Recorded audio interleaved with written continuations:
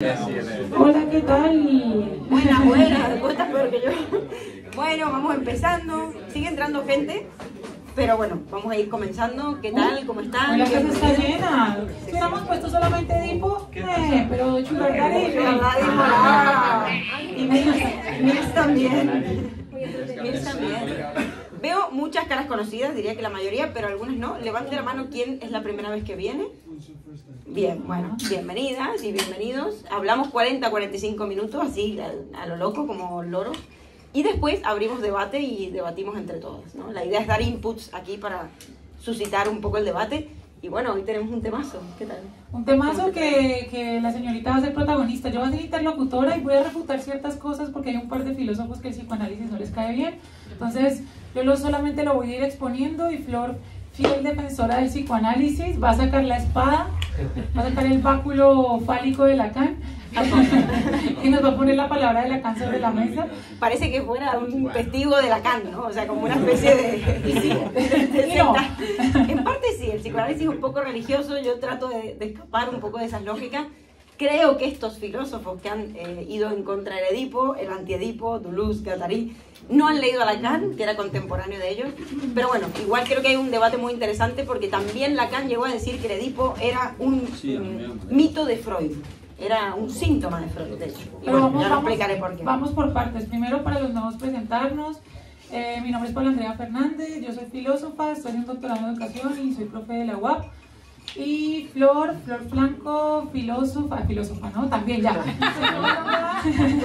Sí, psicóloga, psicoanalista, reviana y la reviana. Ya cada vez me suman más cosas. Me gustan las raras. Sí, no solo me gusta el psicoanálisis. Reviana y la reviana. Bueno, bien, temazo. Sugar Daddies, MILF, Mother I Would Like to Fuck, ¿no? Si no me equivoco. Y apenas Flor se dio cuenta que existía ese término la semana pasada. A veces a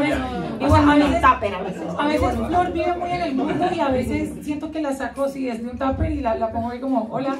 Ese no lo tenía, Sugar Daddy sí, pero MILF no lo tenía tan fresco, la verdad que no. Quizás lo había escuchado y no. Y es lo más Edipo, la representación más Edipo que puede haber. Exacto, o sea, al final son términos contemporáneos para nombrar algo quizás subyacente de base, ¿no? Entonces, a mí me gustaría empezar hoy con el mito de Edipo, pero un cuentito muy, muy breve. No sé si sabíais, pero bueno, seguro, me imagino que sí, que Edipo es el más trágico de los mitos. Es decir, todos los mitos son trágicos, Edipo es el más trágico de todos los mitos de la mitología. Y es un mito de Sófocles, que lo escribió en el 429 a.C., o sea, hace ya mucho tiempo, en el cual se narra la historia de un chico que se llamaba Edipo, que fue hijo, digamos, de Yocasta y el rey Layo, que eran los reyes de Tebas, que cuando, Yocasta estaba embarazada, lo que hacían los griegos en ese momento era preguntar al oráculo qué iba a hacer de ese niño, ¿no? Cuál era el destino. Entonces van al oráculo y el oráculo les dice, miren, aquí la cosa no va bien, el destino de este niño es que va a matar a su padre y se va a casar con su madre.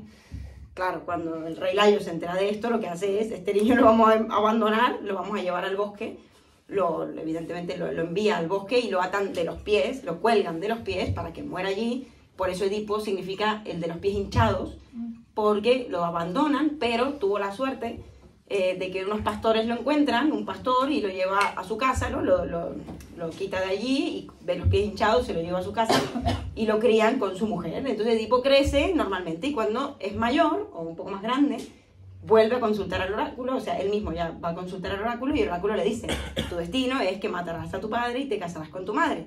Claro, él no sabía que estos eran los padres adoptivos, él creía que era. Por tanto, aquí tenemos un tema crucial, que es esa función de desconocimiento que va a surgir aquí. Esta cuestión de no sabía qué, algo de lo no dicho, ¿no? Él no sabía que esos no eran sus padres. Entonces él lo que hace es huir de esa casa, horrorizado por esto que le había dicho el oráculo, huye de allí y en el camino se encuentra a un hombre y en una pelea lo mata. Y ese hombre era el rey Layo, que era su padre biológico. Sigue su camino y cuando llega a Tebas, que no había estado nunca allí, se encuentra con la Esfinge. La Esfinge era un monstruo que generaba mucho horror y que tenía la particularidad de hacer un acertijo. Nadie resolvía ese acertijo. Ese acertijo siempre todo el mundo fallaba y los tiraba a un precipicio y se morían allí. Entonces se lo comenta a Edipo, el famoso acertijo que seguramente quizá lo han escuchado, de ¿cuál es el único ser que durante la mañana tiene 4 patas, durante la tarde tiene 2 y durante la noche tiene 3. Y Edipo es el único capaz de responder y dice el hombre, que durante el inicio de su vida gatea, durante el desarrollo de su vida va en dos piernas, y en la noche, en la tarde, en el fin de su vida, lleva bastón. Claro, la esfinge se horroriza, muere, entonces de repente Edipo se convierte en el héroe de Tebas y lo condecoran rey. Entonces le dan la mano de la viuda, que era Yocasta, que era su madre biológica, y se casa con su madre y tienen 4 hijos, dentro de los cuales Antígona. O sea, hay 4 importantes, pero Antígona creo que es la que quizás todos conozcamos, que es la que ayuda incluso y se va con Edipo hasta su vejez a cuidarlo cuando él se exilia. Porque claro, después pasa el tiempo, él es rey, está allí, y ¿qué pasa? Empiezan a haber una serie de desgracias en Tebas en esa época. Entonces no saben qué hacer y consultan al oráculo, y el oráculo dice, bueno, es que aquí lo que ha habido es un crimen que no se ha pagado. Es decir, ha habido un crimen sin su precio. ¿Y cuál era el crimen? Bueno, Edipo empieza a averiguar, y era que había matado a su padre y se había casado con su madre y no había habido ningún castigo por esto. Es decir, hay 2 leyes aquí fundamentales que son las inaugurales de la cultura: el parricidio y el incesto. Y bueno, si quieren de allí, ya podemos comenzar un poco con el tema de hoy. Y claro, y también lo que implica la inmersión como en la relación con el otro. Yo pienso aquí un poquito en el malestar en la cultura de Freud, la idea de que cuando estamos, pues nacemos como seres infantilizados, ¿no? Nacemos desprovistos, nacemos en un mundo viejo que realmente no entendemos y heredamos aquello que pues se nos viene dado y que no escogemos. Y que cuando nacemos en este mundo viejo, pues acogemos al Padre, ¿sí? Acogemos la función simbólica del Padre, que sería toda aquella ley, norma que se instaura sobre nosotros, que opera sobre nuestros cuerpos, que opera sobre nosotros, y que finalmente es la cuota que nosotros tenemos que darle a la cultura para estar inmersos en ella, que es la renuncia también a nuestro deseo. Entonces también aquí con lo que mencionas, que es sumamente interesante, la cuestión del castigo. Entonces estaban pasando desgracias en Tebas porque había algo que no había sido castigado, había algo que no había tenido como las consecuencias que debía tener, porque para estar dentro del orden de lo social hay algo que tiene que estar dentro del orden de la renuncia. Yo cuando leía eso en el malestar en la cultura pensaba en algo muy ñoño. Y no sé si han visto un anime que se llama Full Metal Alchemist, que es, bueno, la ley como del intercambio equivalente supuestamente de la alquimia, ¿no? Que para ganar algo siempre hay que perder. Y siento que esto está muy relacionado con el psicoanálisis dentro del orden del deseo, ¿no? Como el deseo para el psicoanálisis, que esto es lo que va a criticar un poco el antiedipo, y ya después voy a eso. De alguna manera tiene el deseo en falta, ¿sí? El deseo tiene que estar en falta, no puede de alguna manera suplirse siempre, porque el deseo siempre es deseo de... O sea, tiene que haber una falta para que pueda haber deseo. Exactamente. Claro, porque si no, no habría nada que desear. Es decir, sí, claro, estaríamos colmados y satisfechos. Que de hecho yo creo que el primero en hablar de eso antes del psicoanálisis fue Sócrates con el solo sé que no sé nada. Pues de alguna forma, el solo sé que no sé nada no es un eufemismo de mira todo lo que sé y quiero solamente alardear, sino que si yo no reconozco la propia falta de mi saber, no voy a estar tendiendo hacia el conocimiento. Por eso yo filosofía es amor a la sabiduría, ¿no? Es algo que siempre está en falta, porque si estuviese completo, pues no lo buscaríamos. Si nosotros, no sé, decimos tengo hambre, pues es un deseo que cuando comemos ya se satisface, entonces ya no tenemos hambre, se va ese deseo. Si yo tengo deseo de conocimiento, no poseo el saber. Yo creo que es el primer autor, creo, que habla del orden del deseo y que bueno... De hecho, el taoísmo también, el taoísmo, el budismo también traen algo de esta cuestión del vacío como función movilizadora de todo, es decir, de la vida, posibilitadora de la vida, ¿no? Esto lo hemos dicho en otras tertulias, pero 30 rayos convergen en el centro de una rueda y es el vacío lo que hace funcionar a la rueda, ¿no? Eso es el Lao Tse, el Tao Te Ching, eso está allí siempre en el origen, ¿no? Como algo del orden de un vacío, de una falta que no es solo una carencia, sino también algo que posibilita justamente el hecho de buscar otra cosa, ¿no? Entonces, claro, ¿por qué Freud va a retomar esto? Acá hay 2 funciones fundamentales del Edipo, que son la función de desconocimiento, es decir, Edipo nunca sabía nada, es decir, no sabía que sus padres no eran sus padres, no sabía que Layo era su padre biológico. Todo el tiempo Edipo se mueve en una constante lucha por evitar un destino que al final, mientras más lucha por evitarlo, más se lo encuentra.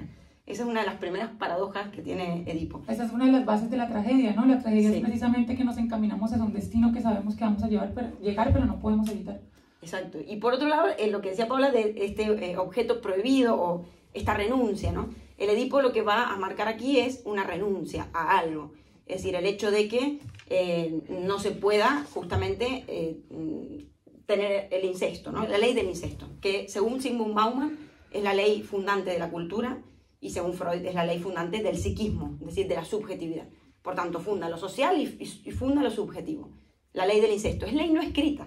O sea, imaginaros hasta qué punto es una ley que ni siquiera hace falta que esté escrita para que no la hagamos, porque a quién de aquí no le causaría horror tener sexo o tener relaciones o casarse con su padre o con su madre o con sus hijos, ¿no? Que es un sueño constante, o sea, pero sino que muchas personas lo sueñan, o sea, claro, porque esta es la parte interesante, Esto se va a reprimir. A ver, evidentemente Freud va a recuperar el mito del Edipo para explicar algo que a él le pasaba. Esto también es importante, no solamente algo que vio en la clínica, sino algo que él mismo recordaba de pequeño, de tener mucho amor hacia su madre y creer que su madre era suya y tenerle mucho odio a su padre y muchos celos, como a este hombre que hace aquí, igual mejor si no estuviera, ¿no? O sea, Freud recordaba esto conscientemente, entonces de ahí que recupera el mito de Edipo como una construcción simbólica que nos permite elaborar algo del orden de lo no dicho y de lo imposible de decir, porque genera mucho horror. Entonces, a través de la ficción puede salir una verdad, ¿no? Como que el mito lo retoma desde este lugar. ¿Qué es la verdad del Edipo? Porque aquí está la cuestión, ¿no? Es decir, que Freud lo leyó en función de la familia tradicional de la era victoriana. Esto hay que tenerlo en cuenta. Hoy el Edipo no lo leemos como lo leyó Freud. En ese momento, la familia, y hoy un poco también, tampoco nos hagamos los modernos, porque sigo viendo cómo gente sigue haciendo familias. No sé. Perdón.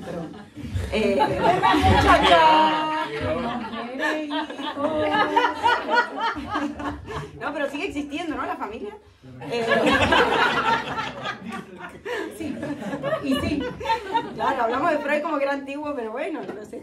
El modelo, mamá, papá, hijo. Hay otras formas también de hacer familia que no obedecen esas lógicas hegemónicas, pero la familia sigue siendo el núcleo. De hecho, claro. Adam Smith lo habla, o sea, hay una cuestión ahí en la familia, también es un núcleo económico. Claro, bueno, y Engels y Marx en el nacimiento de la propiedad privada y el Estado y la familia. La familia es la propiedad privada y el Estado. Y claro. También, de hecho, lo decía Aristóteles ¿qué? Estoy así toda... Bueno, lo decía Aristóteles en su Política, que primero tenemos que entender las lógicas de la familia, luego de la aldea y luego de la polis, para poder entender la estructura misma del Estado. O sea, parte de la familia, las primeras lógicas de encuentro con el otro. Son los primeros agentes educativos, de hecho, antes que cualquier Exacto. aspecto formal. Célula madre del sigue existiendo, amiga, sigue existiendo la familia. Claro, Freud va a interpretar como esta cuestión de mamá, papá, niño.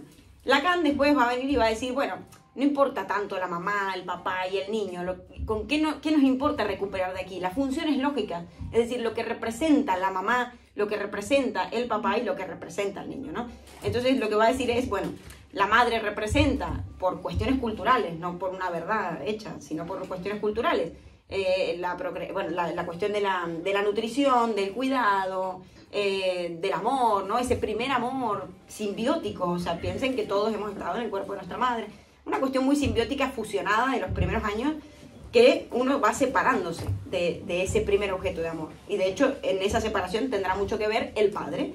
Para Freud, el padre era el padre, pero para Lacan el padre puede ser cualquier cosa que haga de tercero, de intermediario, entre la mamá y el bebé. Yo trabajo con niños y hoy les traigo una viñeta de hoy, para no irme muy atrás, porque podría cada día traerles una nueva, para que vean lo presente que está el Edipo hoy por hoy. Niños de 0 a 5 años, es decir, que tampoco son niños grandes. Y hoy, por ejemplo, una niña de 4 años estaba jugando con 2 Playmobil policías y hace que se dan un beso. Entonces yo le digo, los policías son novios. Y me dice, sí. Y le digo, ay, ¿tú tienes novio? Sí, me dice. Y le digo, ¿y quién es? La mamá. La mamá. O sea, pero esto no es algo como atípico, digamos. Esto es algo que todo el tiempo se escucha. O madres que vienen y me dicen, mira, el fin de semana fuimos a una fiesta de cole, estaba bailando con un papá, un compañerito del niño, y vino y me dijo, la mamá es mía, y se la sacó, ¿no? O sea, estas cosas pasan todo el tiempo, y los padres a veces lo viven como con un horror, porque es como, ¿qué pasa con mi hijo? Bueno, hace 2 días un padre me decía también que su hijo le había tocado los genitales en la ducha, ¿no? Y si eso era normal o no. Y sí, es sumamente normal, es decir... La ley de la sociedad, la ley social, la ley de la cultura, la socialización viene después.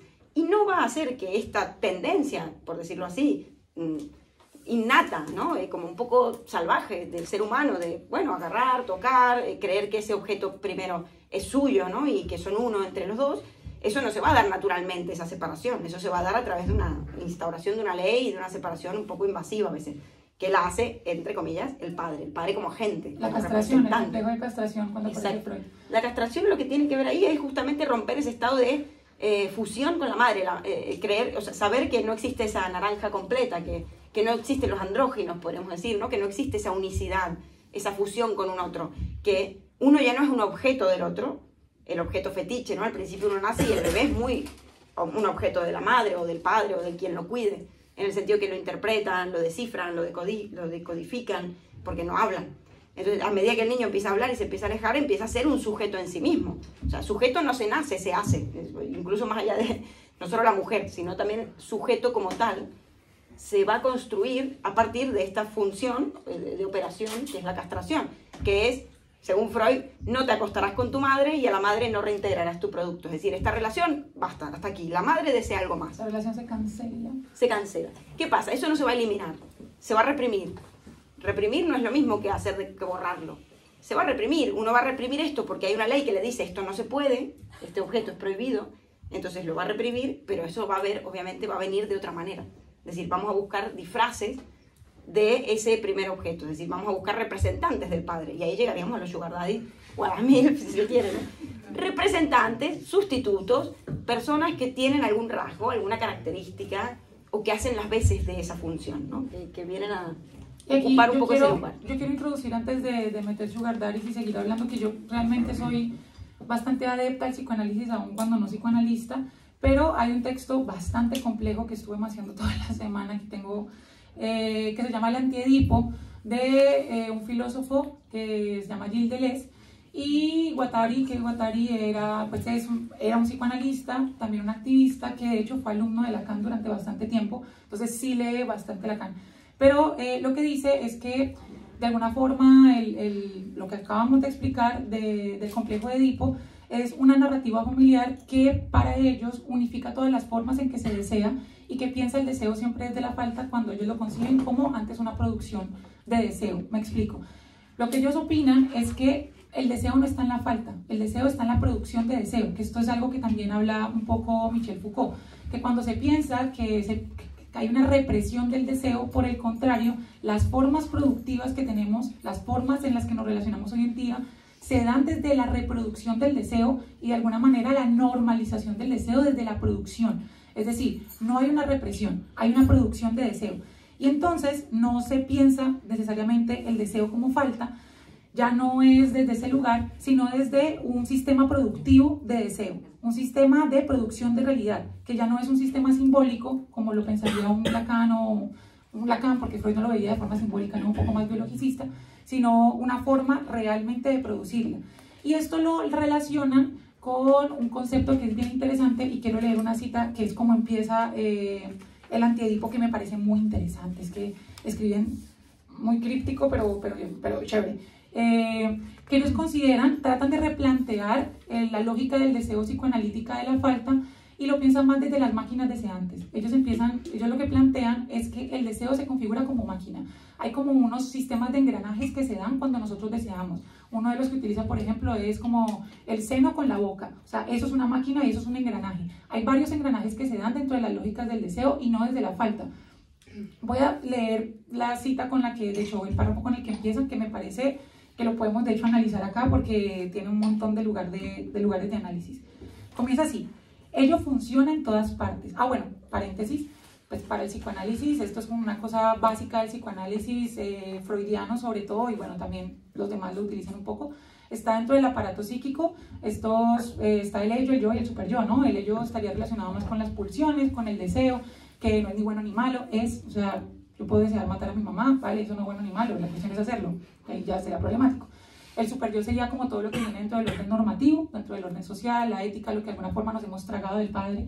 Cuando nos tragamos el padre, nos tragamos la norma. Y el yo, de alguna forma, pues también tiene el ello y el superyo, pero está como en tensión entre estas dos. Pero el ello, de hecho hay un libro de Freud que se llama El yo y el ello, pues el ello sería como todo lo que tiene que ver con la lógica del deseo. Entonces, empieza así. Inconsciente, claro, lo inconsciente. Del inconsciente.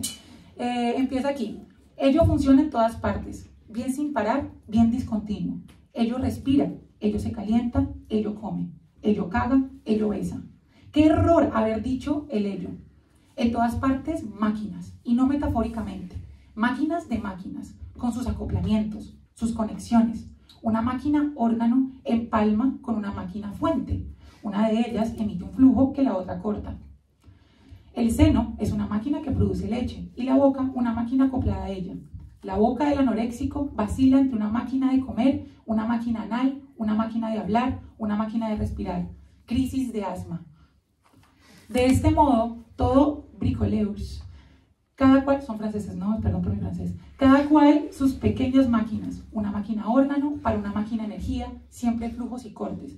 Para Deleuze y Guattari, la lógica del psicoanálisis, y aquí entonces que entre la voz del psicoanálisis, no, o sea, precisamente en el pensarse el deseo como falta, no piensa que el deseo es una producción, más que una lógica de falta. Es interesante porque yo creo que no son excluyentes, o sea, me parece que son complementarias en el sentido de que justamente porque el objeto del deseo es un objeto que falta, se permite volverlo un objeto de productividad, es decir, productivizable, ¿no? De producción.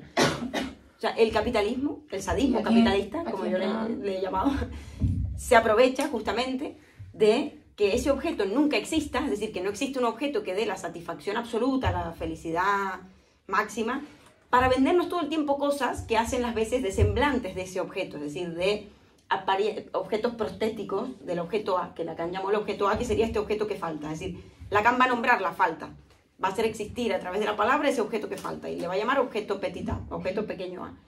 Un objeto que no existe en el mundo material, ¿no? Pero que justamente por no existir permite que todo el tiempo estemos buscando cosas. Entonces yo creo que son complementarios. Es decir, yo creo que justamente por el hecho de que ese objeto no exista, hay toda una maquinaria y todo un sistema económico, social, bueno, y muchas veces hasta inconsciente, que nos lleva a buscar en el mundo ese objeto como creyendo que lo vamos a encontrar, ¿no? Esa ilusión. Y que el capitalismo lo representa muy bien. De hecho, en este texto de Deleuze y Guattari ellos dicen que hay varios momentos en donde se codifica el deseo de una forma diferente. En el precapitalismo, antes de las sociedades capitalistas como la conocemos ahorita, se codificaba el deseo de una forma diferente, de formas más rígidas, religiones, tribus, parentescos familiares, las lógicas de la familia. Cuando aparece el capitalismo, se supone que se codifica el deseo, porque ya no tengo que estar dentro de estas lógicas, ya no tengo que estar dentro de estas lógicas funcionales, normativas, super yoicas, ya puedo de alguna forma pensar que puedo hacer dinero, puedo trabajar. Marx le decía esto, que esta superestructura del capitalismo vende falsas conciencias, como por ejemplo, yo puedo ser libre de ser lo que quiera hacer, el pobre es pobre porque quiere, pero se siguen escuchando esos discursos, desafortunadamente.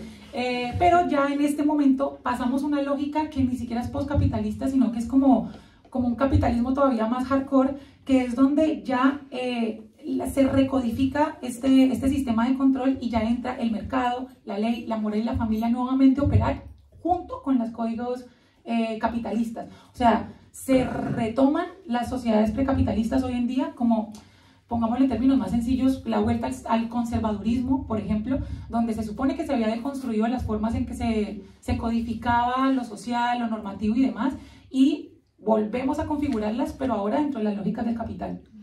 Total, que todo el tiempo lo que hace es buscar objetos, o sea, utilitarizar, ¿no? O sea, una lógica utilitarista en la cual todo el tiempo estamos buscando objetos que sustituyan esa necesidad, ese vacío. Confundimos querer con deseo. El deseo siempre va a estar en falta, porque es esta cuestión de querer algo, querer lograr algo. De hecho, nunca surge mayor angustia cuando uno encuentra aquello que deseaba, porque es como que se ha terminado el deseo, ¿no? Es como la muerte del deseo. Hay una frase de Nietzsche, una frase de Nietzsche que me encanta, que dice cuánta verdad estarías dispuesto a soportar, ¿no? Cuánto de aquello que estabas buscando estás dispuesto a soportar. Total, claro. En cambio, el querer es más una ilusión, un engaño, una especie de algo más imaginario, en lo cual caemos que justamente el capitalismo como discurso, pues claro, cuando hablamos del capitalismo, ¿quién es el capitalismo? ¿Quién es? Un señor de traje, ¿no? O sea, ¿quién es? ¿No? Lo representamos quizás mucho.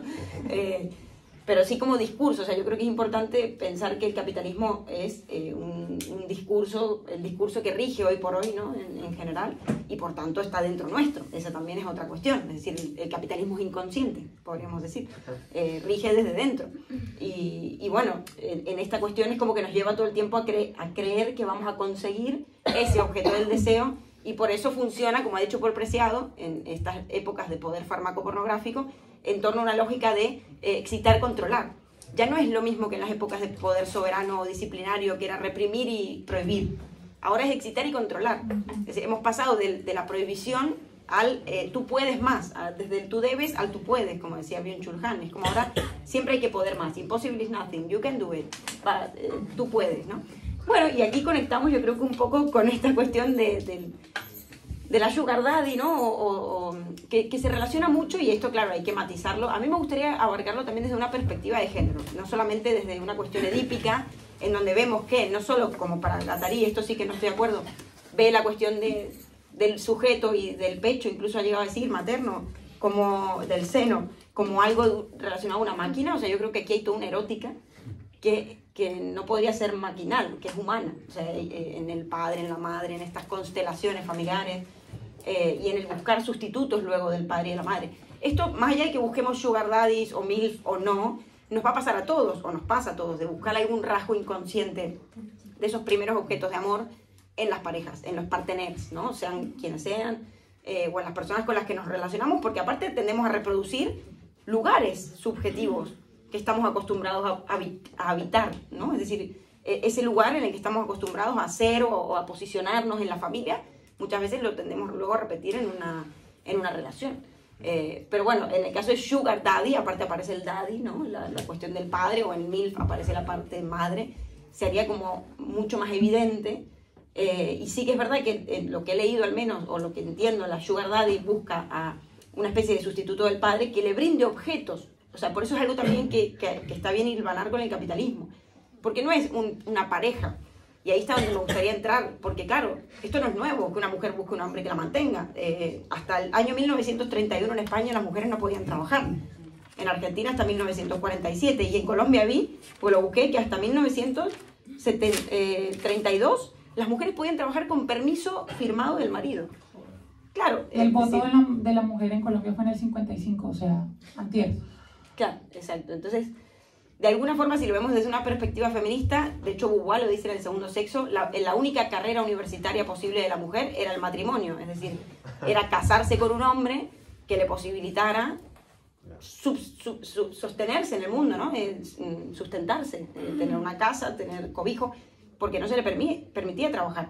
Entonces yo veo como un dejo o un resabio de esta posición, evidentemente, pero también me gustaría relacionarlo, y de hecho con la tertulia anterior, del tema del trabajo. Claro, se dice que muchas sugar daddies son estudiantes, o chicas, bueno, obviamente jóvenes, sugar babies, que claro, como está el patio hoy en día, chicos, yo qué sé, ¿quién soy yo para criticar, ¿no? Lo que una sugar baby prefiriera un hombre que le pague cosas a trabajar en un McDonald's o de camarera por 800 euros al mes limpiando baños con las condiciones que hay hoy en día, ¿no? O sea, ahí entramos como un poco en debate.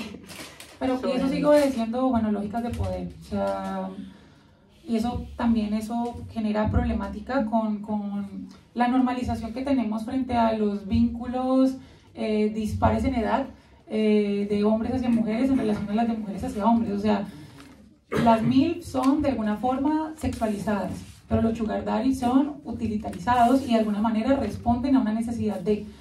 de hecho, hicimos una charla hace un tiempo largo, cuando Rorro estaba recién en boga, sobre Rorro, incels y, digamos, como la mujer tradicional, como la vuelta a la mujer tradicional, que normalmente se ve desde unas lógicas de la crítica, ¿no? De cómo vamos a volver a esto, entendiendo todo lo que hemos hecho a lo largo de la historia para adquirir los derechos que tenemos, pero por las condiciones en las que en ocasiones está, pues se entiende que se quiera volver y que se idealice y que haya una nostalgia de género, ¿no? Que haya una nostalgia sobre lo construido antes y sobre las formas en las que se elaboraban los vínculos económicos.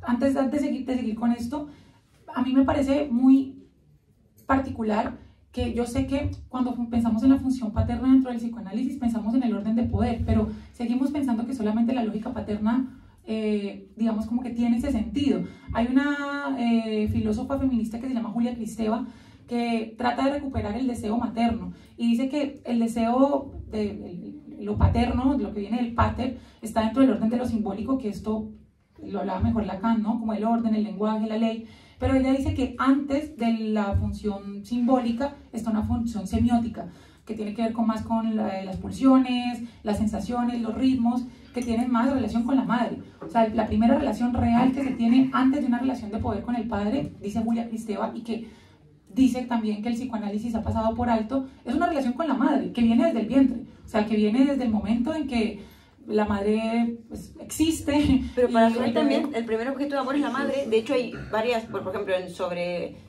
la Carta 33, que es una conferencia sobre la sexualidad femenina, y cuando habla de la feminidad, lo que dice es que la mujer, esto es muy chapado a la antigua, pero tiene como una doble dificultad, porque tiene que cambiar de objeto de amor. Es decir, primero es la madre para todos, el hombre siempre mantiene ese objeto, heterosexual, evidentemente, la mujer tiene que cambiar de objeto. Entonces para Freud eso era complicado, porque era como que tenía que pasar de la madre al padre, bueno, esto sí que es súper, bueno, digamos que no tiene legitimidad hoy, ¿no?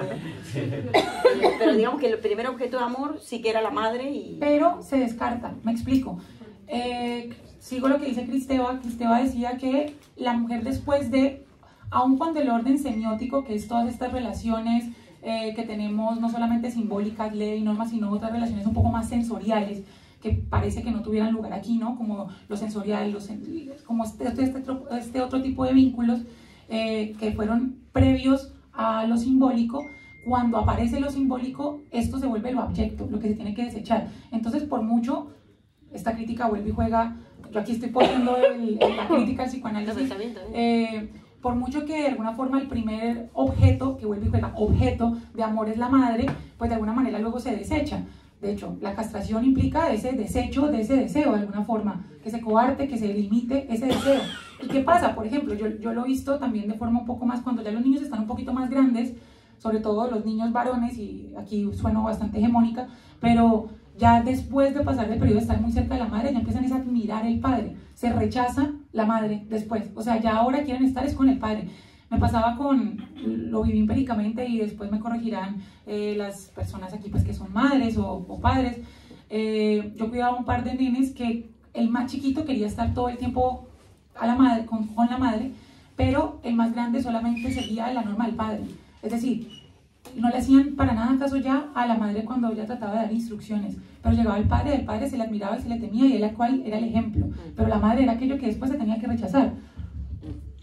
Claro, porque el Edipo va a traer como mucho odio, de alguna manera, hay mucha... a ver, el ser humano no somos ángeles, ¿no? Esto está claro. Primero, el niño va a generar como una especie de rechazo, evidentemente, a este objeto, pero por el hecho de no amarlo a él por sobre todas las cosas. Y esto se ve mucho en la clínica con niños, como que hay un momento en el que el niño justamente se encuentra con la castración, es decir, con ese momento en que descubre que no es todo para su madre, que su madre tiene un partener, que su madre tiene un trabajo, escribe libros, lo que sea que haga la madre, no importa. Pero es como que el niño dice, ostras, mi madre tiene algo más allá de mí. Es decir, yo no soy el objeto fetiche de mi madre, no soy el falo de mi madre, no soy lo único que tiene valor para ella, ella tiene algo más. Entonces se va a empezar a preguntar qué es eso más, ¿no? O sea, ¿y qué tiene eso que no tenga yo? Entonces es cuando se identifica con el padre. Como que ahí dice, ella desea al padre. Supongamos que es el padre, podría ser otra mujer, es decir, no importa. Pero digamos que fuera el padre, desea al padre. Entonces el niño se va a identificar y lo va a idealizar al padre, lo va a llevar a un lugar como de ideal del yo, ¿no? De, buah, mi madre desea a mi padre, él tiene el falo, esto no es el pene como se entiende muchas veces, el falo es el objeto puesto en valor. Puede ser el poder, puede ser el pene, pero en una sociedad patriarcal allá y del micrófono. El poder, puede ser muchas cosas. Entonces va a verlo a él como el ideal. Y sí, ahí el padre va a ser como esta especie de figura un poco idealizada, que después también tendrá que caer un poco, porque lo ideal ahí es que el niño se pregunte también ¿qué quiero yo? ¿Qué soy yo? ¿Y qué quiero yo? Es decir, ya no qué desean de mí, sino qué quiero yo también en la vida, ¿no? ¿Qué puedo querer yo más allá de estas figuras, esta endogamia familiar? Por eso para Bauman es la ley fundacional de la cultura, porque si uno se pudiera casar con su madre o su padre, se quedaría todo allí en la misma familia. De hecho, en las monarquías ha pasado, y hay hasta un efecto biológico, fisiológico, que se llama, si no me equivoco, depresión endogámica, que hace que las generaciones siguientes, después de procrear con padres o con familiares, primos, hermanos, nazcan con problemas, con deficiencias congénitas, porque la vida está hecha justamente para tender hacia afuera, no hacia adentro. Y esto es algo que se ha visto mucho en las monarquías, y sin ir muy lejos aquí. Sino que siento, creo, bueno, reitero, yo soy bastante adepta al psicoanálisis, pero leyéndolo, tratando de leerlo desde el otro lugar, creo que las lógicas del psicoanálisis, o bueno, voy a decir las lógicas del psicoanálisis quizá freudianas, aunque quizá un poco lacanianas también, de alguna forma con esta concepción de Freud de la mujer es un hombre sin falo, por ejemplo, que es una afirmación freudiana, de alguna manera vuelve a las lógicas, siempre desde las lógicas de poder y no desde otras formas diferentes de habitar el estar con el otro. O sea, siempre pensamos nuestras relaciones desde la productividad, hoy en día desde el capital, las pensamos desde las lógicas productivas, y no las pensamos desde unas lógicas diferentes, desde la lógica del encuentro, desde la lógica de lo sensible, que va más dentro de otro orden, que Kristeva lo hablaba, como lo decía, de lo semiótico, lo presimbólico, que es lo que sentimos, más que lo que ordenamos dentro del orden del sentido del símbolo.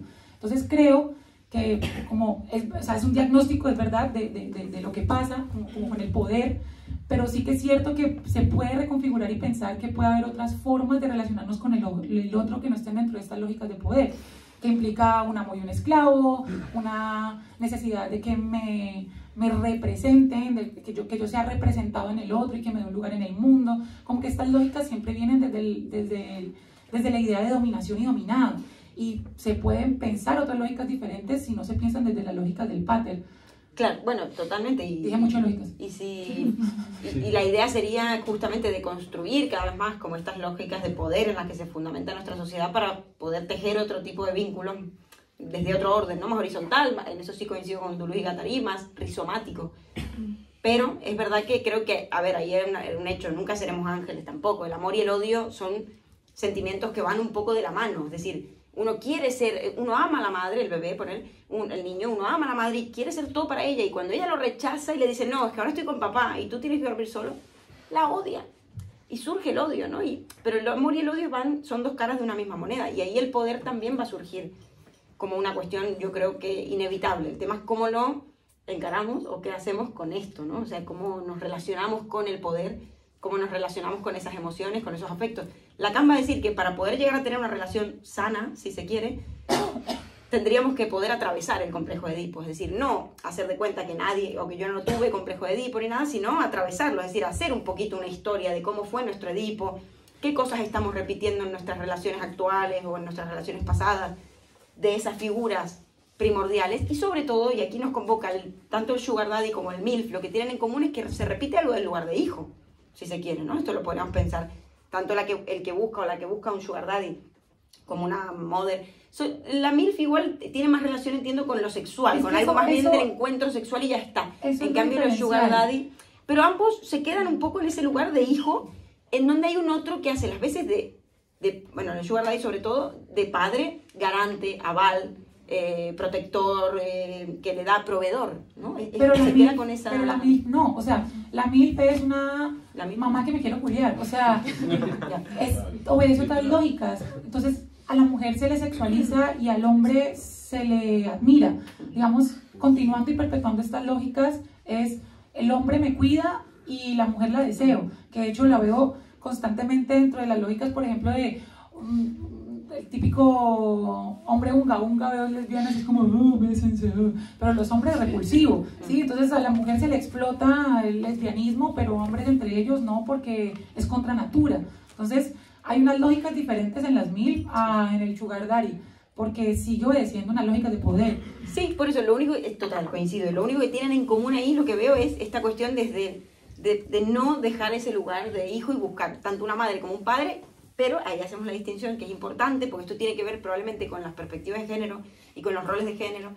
La mujer, o estas mujeres, las sugar babies, van a buscar un hombre que las provea, un hombre que las ampare, que les haga de papá, pero no importa tanto el sexo. De hecho, he leído entrevistas donde muchas no precisan sexo o no les piden sexo, simplemente como algo acompañante, o acompáñame a tal, o bueno, como una fachada ahí de relación, lo cual es muy interesante, porque ahí pensemos también en el sugar daddy. ¿Por qué este hombre no se relaciona, o mejor dicho, se relaciona de esta manera, ¿no? Yo pensaba, decía, es como si la transferencia o la transacción de afecto se redujera a una mera transacción económica, ¿no? Una cuestión de él, ya no involucro sentimientos, sino simplemente le pago, le doy. Hay uno que tiene, uno que no tiene, una lógica puramente fálica, en donde el hombre, en este caso, tiene algo que ella no tiene, y él es el que da, él es el que provee, y ella es siempre la que no tiene, ¿no? También hay dos posiciones subjetivas ahí muy importantes, porque bueno, de hecho busqué varios memes donde decían, cuando ya me recibí de la carrera y ya no necesité más a mi sugar daddy, y salía una mujer empoderada con dinero.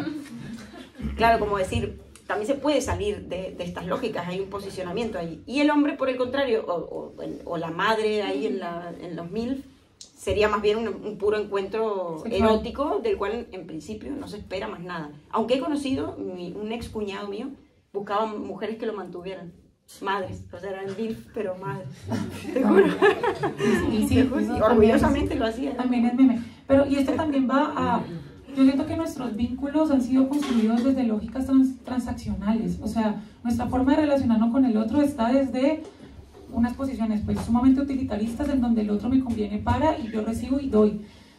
Ahí está este sentido de transferir y que me transfieran, de dar y recibir. Pero también creo que todo está sujeto a estas lógicas y me parece terrible. Por ejemplo, no sé, Paulo Freire, un pedagogo muy importante dentro de la pedagogía crítica, decía que la educación, pareciera que la educación es una educación bancaria, una educación en donde el estudiante es un receptáculo vacío, en donde el docente viene a darle todo, que es el docente banco, tiene toda la información que le otorga. Nuevamente una posición de poder. Y entonces siempre pensamos las formas de relacionarnos con el otro como lógicas transaccionales. Y esto lo problematizo mucho. Por ejemplo, hoy en día tenemos el dinero. El dinero es como la monedita, pues, la cosa que nos sirve para ser alguien o ser algo en el mundo. Pero antes lo teníamos desde otro sistema. O sea, los estudiantes al comienzo le ponían una carita feliz en una pegatina, y luego le ponían una nota, y luego le ponían un salario. Y de alguna forma nos hacemos valer por esa transacción que un otro nos da en valor. Y llegamos nuevamente al trabajo. Y volvemos a Marx. Total, por eso este tema tenía mucho que ver con el anterior y yo no me había dado cuenta hasta el último momento. Porque de hecho también leí análisis que a mí no me gustaron, pero que se preguntaban si las sugar babies eran prostitutas, por ejemplo. Es decir, eran trabajadoras sexuales, ¿no? Por esto de que ofrecían algo del orden de un acompañamiento o de incluso una experiencia sexual a cambio de dinero, objetos, regalos, etc.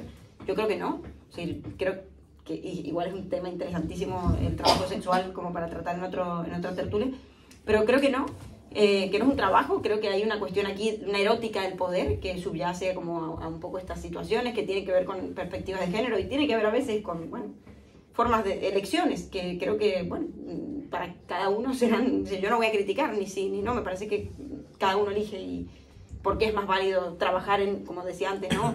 En un McDonald's que tener un sugar daddy. Yo qué sé, no lo sé, o sea, como que realmente lo dejo un poco allí porque estaría bueno hablar más allá del bien y del mal sin criticar, pero no creo que sea como prostitución o trabajo sexual como tal, pero sí que me parecía interesante, o la cuestión es que hay una cosificación muy grande, sobre todo en la cuestión sugar daddy y sugar baby, en la cual sucede todo lo contrario a lo que Lacan definía como la experiencia del amor, que es dar lo que no se tiene a alguien que no es.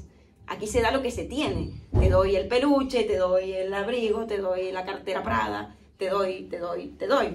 Pero son todas cosas. Y en esa cosificación también se cosifica al mismo partener, me parece a mí. Tanto el sugar baby como el sugar daddy, porque también, ojo, la sugar baby tampoco es una... No vamos a hablar de que una niña inocente que no sabe lo que hace. No, hay que darle su responsabilidad también y su valía. Es decir, ella puede elegir esto como algo válido, es decir, también, y saber y ser consciente de lo que está eligiendo, ¿no? Bueno, también hay que pensarse que es elección, ¿no? O sea, esto también lo tenemos en otras charlas, que casi siempre hacemos como si fuera una cuña de otras charlas, tenemos que ir cerrando, yo sé, pero aquí abrimos un melón de la cuestión de la libertad, ¿no? ¿Qué es la libertad? La libertad es entendida como la plena capacidad de poder hacer algo, vale. ¿Cuánta plena capacidad de tener algo va a tener una persona en una condición de necesidad que tiene que recurrir a este tipo de cosas? Yo no me considero una burguesa ni una privilegiada en ningún aspecto. Yo he trabajado de 1000 millones de cosas Y bueno, en ese sentido yo podría haber elegido eso también. O sea, yo no hablo de una posición de privilegio.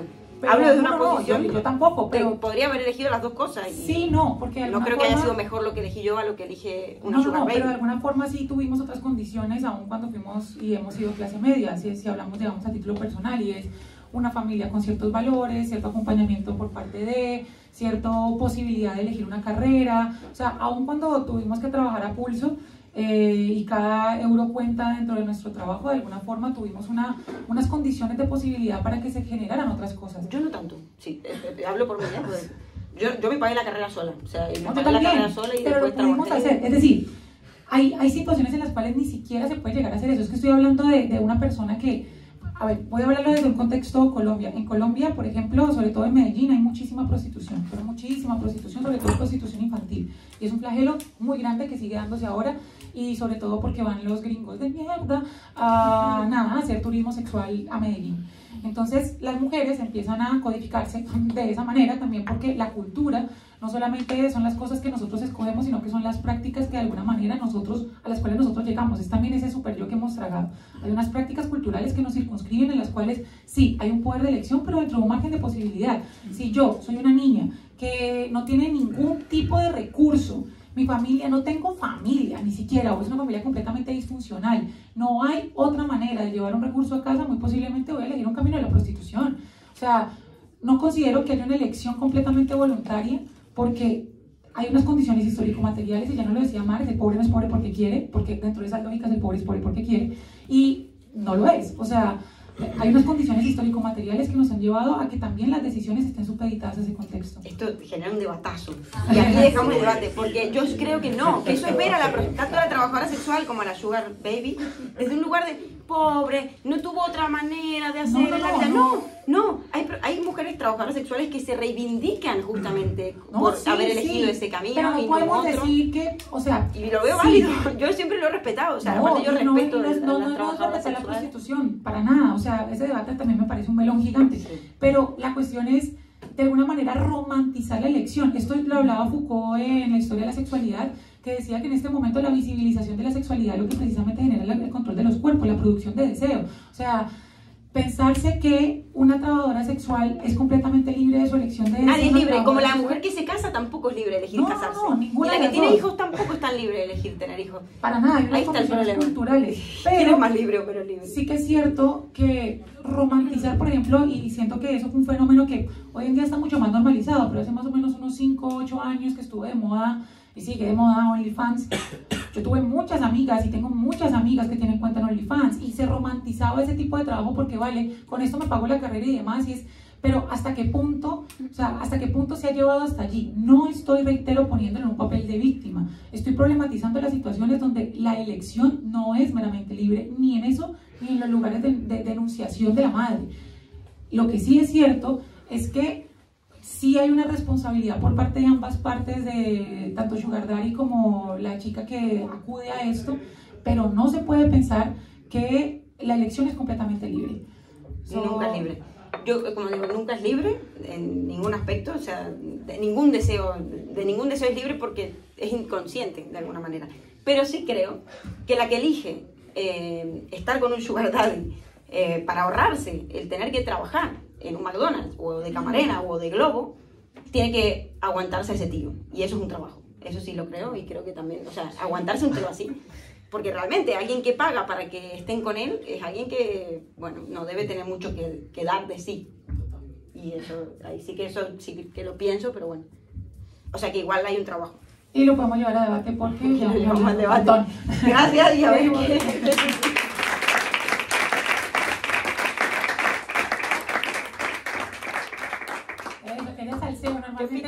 Normalmente estamos, sí, estoy de acuerdo, claro, estoy de acuerdo, bueno, estoy de acuerdo, y cuando no es como que no, estoy de acuerdo.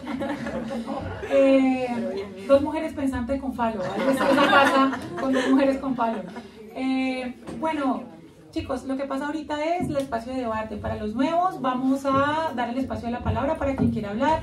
Como somos muchos, lo hacemos pues pidiendo la palabra, damos prioridad a quienes no han hablado, es decir, si alguien ya habló y quiere volver a hablar y una persona nueva está pidiendo la palabra, se le da prioridad a esa persona.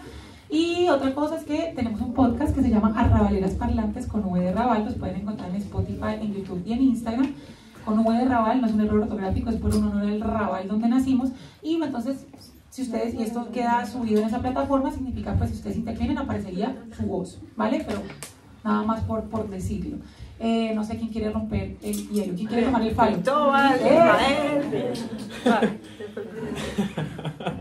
Más que como debate, un poco estaba pensando en, o sea, bueno, creo que uno es por esto del complejo de Edipo y todo, es por que se ve tanto en gente que busca como que una pareja con alguna cualidad del papá, de la mamá, ¿no? Y termina como finalmente casándose con la mamá o con el papá, ¿no? Y lo otro estaba pensando en el complejo de Electra.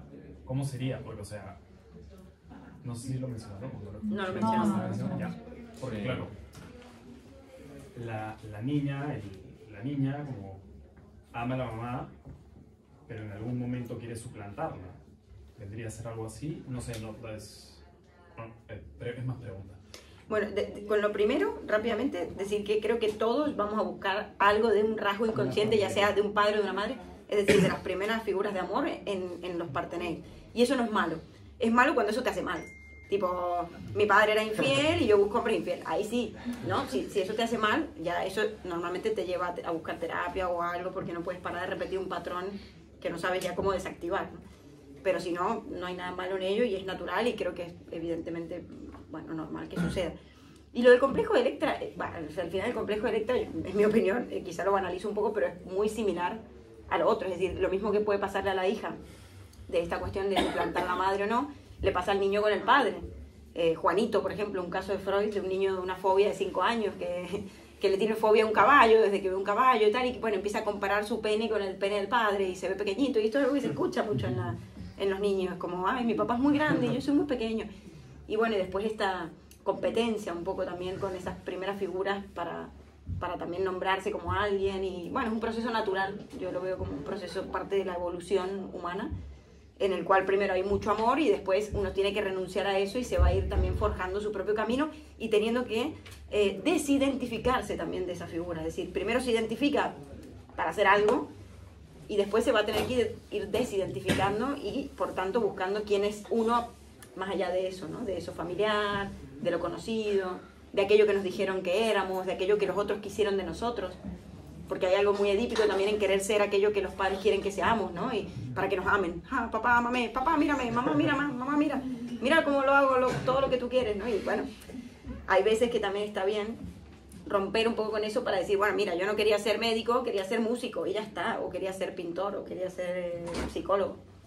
Pero hay que cortar con eso y priorizarse a uno mismo y no tanto ese amor del otro o esta cuestión del otro. Y frente a eso, yo explícitamente, o sea, conscientemente no hablé de Electra, como que Electra nació como, de alguna forma, como una respuesta al Edipo, ¿sí? Pero pues digamos, apareció más o menos como la lógica contraria, precisamente para romper esa lógica pater, pero cumple la misma lógica de suplantación, pero también del lugar de denunciación de identidad, ¿no? De encontrar un lugar de sentido. Sí. Ah, Ismael. Sí, y ahí. No, yo estaba pensando que se mezclan como dos universos. Uno es el deseo primordial, edípico, finalmente social, o sea, de una manera socialmente aceptada, como podría ser la MILF o el Sugar Daddy. Y otro es la autoexplotación de un sistema que económicamente, o sea, no, digamos, deja de funcionar y nos hace mantener ya una nostalgia con viejas prácticas, relegando la individualidad y la libertad individual en pos de un poder, digamos, Seguridad económica. Claro, o sea, seguridad, que otra persona me dé seguridad económica a cambio de mis elecciones personales. O sea, relegando mis elecciones personales a cambio de eso. O sea, como... Pero sí hay una diferencia que ustedes han explicitado, que es el hecho de que el Sugar Daddy es una relación más transaccional, que puede o no haber deseo, y en el caso de la MILF está más focalizado en el deseo. Para mí ambos son, uno es un objeto de deseo y el otro es un objeto utilitario, pero no difiere de la dinámica que tenemos ahora transaccional de las relaciones personales. Está bueno que lo traigas porque nos hemos olvidado, o sea, en la Sugar Daddy y Sugar Baby puede haber deseo erótico también, de hecho lo hay. Sí. Lolita es un muy buen ejemplo de esto, una película o una novela, bueno, una novela y después película, pero que refleja un poco esta erótica también, no va solo, qué bueno que lo hayas aclarado, no es solo esta transacción, sino que también hay una erótica que tiene que ver con esta cuestión un poco edípica, de burlar ese deseo prohibido, originario, de acostarse con su padre. Que todo, bueno, muchas veces eso que decían, ¿no? Que se ha soñado, o aparece en sueños, o aparece en un lapsus, o aparece en un rasgo del partenero, lo que sea, como algo de buscar eso que estaba prohibido, porque en realidad eso nunca deja de estar, ese deseo. Lo que se prohíbe es como ese objeto, pero después eso se va a buscar de otras maneras. Total. Va a retornar desde lo reprimido. Entonces, mientras más uno se amigue con eso que busca del padre o de la madre en otros objetos, mejor. O sea, no es como decir, ay, no, mi novio es igual a mi padre, qué horror, no, qué espanto, a menos que sea un horror ese rasgo o eso que se repite. Pero si no, mientras uno se amigue con eso que se repite, porque algo se va a repetir y sea consciente de eso que busca, en principio no tiene nada de malo. Sí. Pero una cosa más, eso es justamente lo que escribe el capitalismo actual, de nuevo citando a Paul Preciado de la sociedad farmacopornográfica, es: vos querés casarte con tu madre, casarte con tu mamá o casarte con tu papá, podés hacerlo, tomá, acá está, pero hacelo transaccional, hacelo dentro de los confines del capitalismo, a cambio de objetos, a cambio vos producís más o hace que otro produzca más.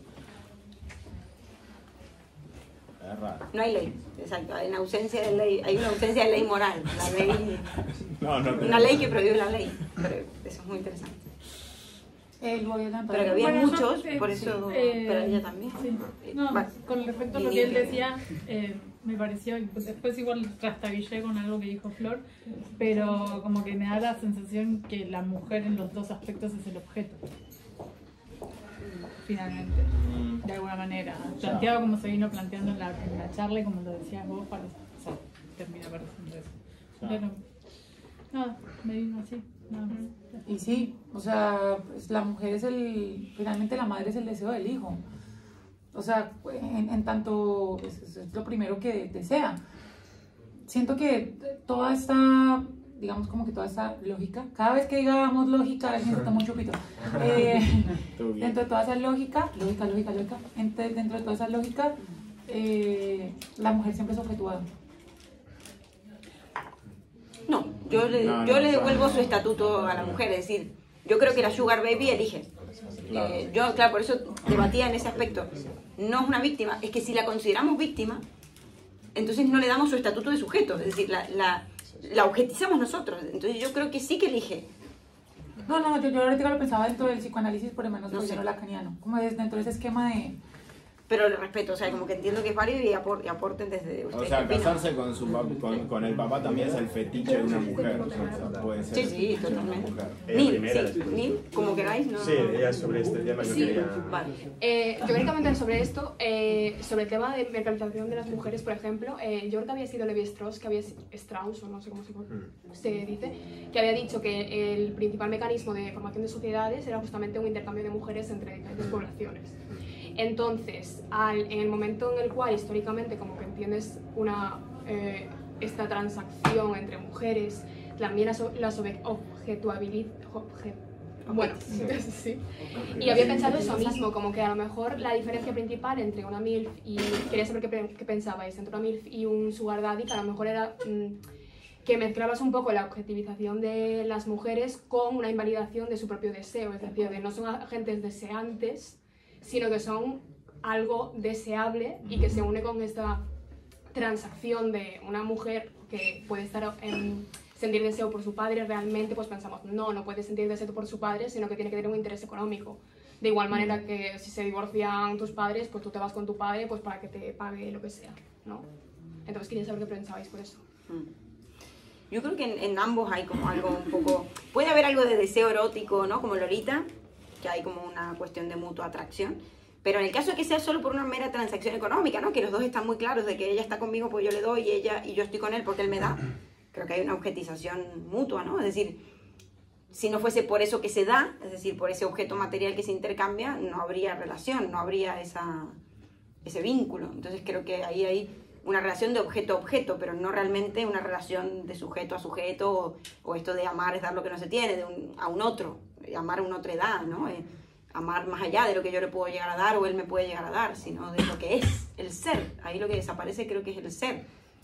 No se ama el ser, se ama lo que se tiene. Desaparece el otro, básicamente también, pero yo, por ejemplo, y volviendo a que somos fruto de unas condiciones histórico-materiales, cuando hablo de como una persona que está sujeta a ese tipo de condiciones, no estoy queriendo decir que se niegue su carácter de agente.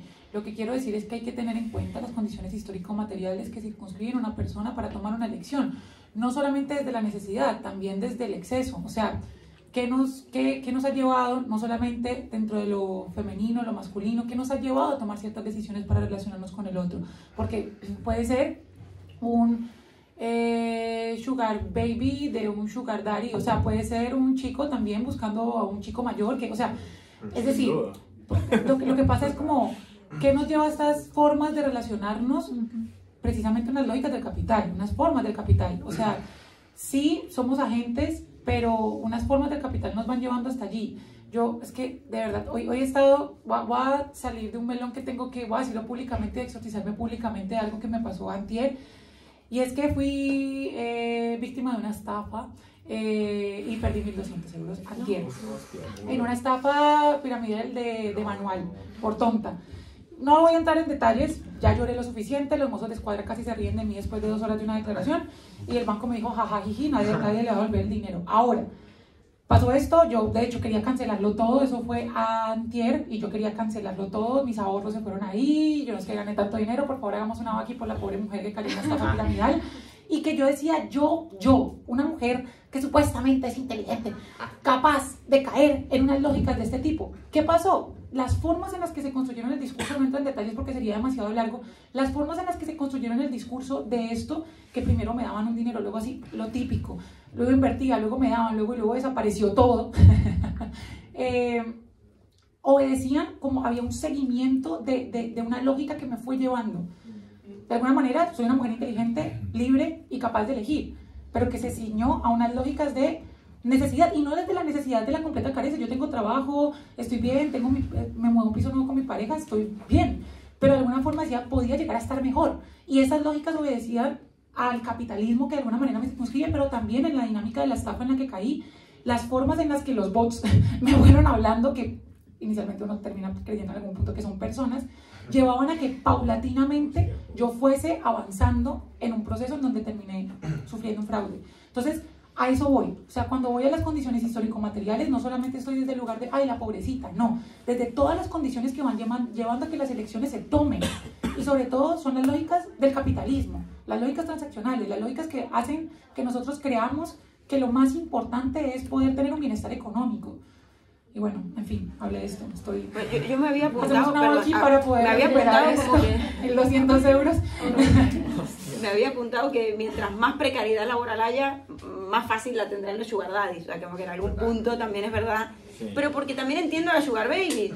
¿Y por qué voy a trabajar 40 horas a la semana con 100 días libres y por 800 euros? Bueno, no sé, ¿no? Como que también entiendo como que eso hace que uno busque maneras desesperadas de salvarse la vida. Claro. Y ahí seguimos con ustedes que sí. A mí me gustaría decir 2 cosas. Una, que Kant daría la solución muy fácilmente diciendo que se tiene que tratar a los otros como un fin en sí mismo y no como un objeto para tu placer, pero claro, eso después en la realidad es muy complicado y siempre se usa a alguien, ¿no? Si vas al panadero estás usando el trabajo del panadero para... Vale, pero sí que en este sentido de que, por ejemplo, en temas que son un poco más peleagudos, digamos, como prostitución y todo esto, o sea, siempre al final se acaba diciendo, bueno, comparando la prostitución con algo como que podría ser peor, ¿no? Y esto es muy significativo, ¿no? Claro, es que es mejor dedicarte a la prostitución y ganar no sé cuánto con una hora que estar 8 horas en el McDonald's limpiando la freidora.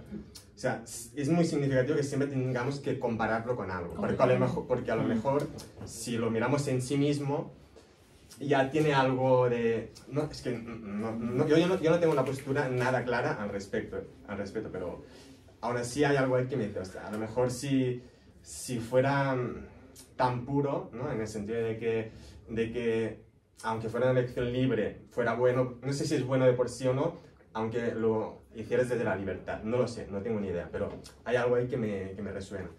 Y el otro tema que quería decir, que creo que lo iré desarrollando mientras lo digo, pero hay una idea que me interesa un montón, la idea de conectar lo que has dicho, no sé quién lo ha dicho, de la idea de la ignorancia, o sea, el no saber con lo del Edipo y todo esto, me parece muy interesante en el siguiente sentido. Si partimos de que el ello es aquello que no renuncia a nada, y entendemos que somos seres que partimos de una falta innata, digamos, entonces estaremos siempre deseando, eternamente. Vale. ¿Qué pasa? Si tú partes de un todo en el vientre de la madre y vas a un mundo donde no lo tienes todo, tú tienes que encontrar... me estoy haciendo unas pajas mentales que flipas ahora mismo, pero si tú sales...